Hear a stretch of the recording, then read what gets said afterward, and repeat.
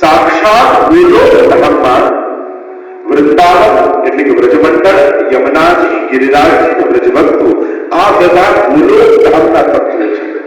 પણ પ્રભુ જ્યારે ભૂતલ પર પધાર્યા ત્યારે ગોલોક ધામમાં બિરાજતા પોતાના આ સમગ્ર લીલા પરિકરના વૈભવને એમને ભૂતલ પર મૂક્યા.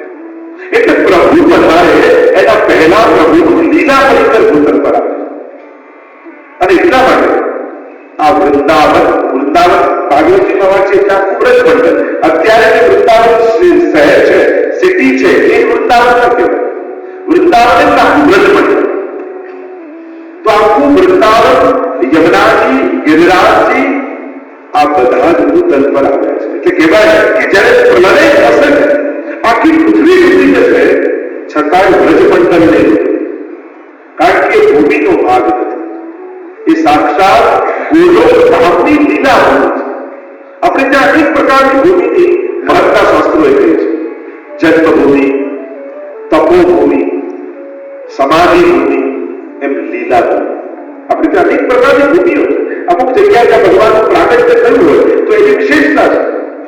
જ્યાં મહાપુરુષોએ તપ કર્યું હોય એની વિશેષતા હોય, એ ભૂમિની મહત્તા.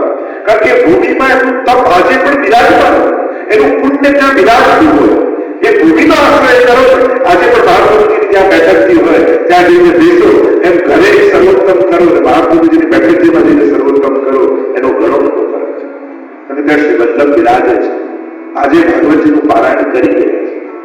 તપોભૂમિ, સમાધિ ભૂમિ, જ્યાં જ્યાં મહાપુરુષોએ સમાધિ લીધી એ ભૂમિની પણ મહત્તા છે. એ રીતે લીલા ભૂમિ, જ્યાં ઠાકોરજી લીલા કરે છે.